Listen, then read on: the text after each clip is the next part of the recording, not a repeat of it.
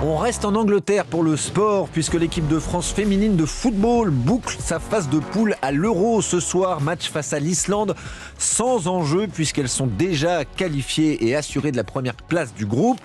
Mais Cyril de la Morinerie, elles devront essayer de maintenir la bonne dynamique. Oui, c'est important pour la confiance et puis pour les statistiques, puisque les Françaises, en cas de victoire ce soir, égaleraient la meilleure série de succès de leur histoire établie il y a 10 ans maintenant, soit 17 victoires d'affilée, ce n'est pas rien.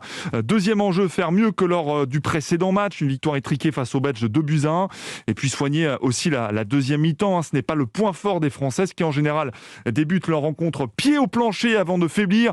C'était le cas en tout début d'Euro contre l'Italie avec 5 buts inscrits en première période et aucun but donc en seconde. Enfin, les Bleus, orphelines de Marie-Antoinette Katoto, la Mbappé du foot féminin, gravement blessées au genou, doivent s'adapter, trouver des solutions avant le quart de finale de l'Euro. C'est pourquoi les Françaises ne prennent pas ce match face à l'Islande à la légère, confirme la sélectionneur Corinne Diacre.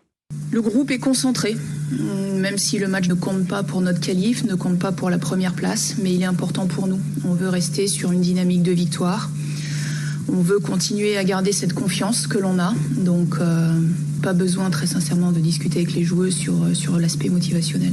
Ils l'ont déjà en elles. Voilà, l'aspect qui est très important, d'avoir effectivement l'envie d'aller jusqu'au bout des Françaises qui devront gérer leur effort dans une atmosphère étouffante. Ce soir au New York Stadium de Rotterdam, il fera 34 degrés au coup d'envoi. Merci beaucoup Cyril de la Morinerie. Le quart de finale de l'équipe de France, c'est samedi. C'est samedi, exactement. Contre les Pays-Bas. Contre les Pays-Bas, qui ont gagné le dernier Euro. Ce sont les tenantes du titre. Ce sera un très gros match. D'accord. Merci beaucoup Cyril, c'est bien noté.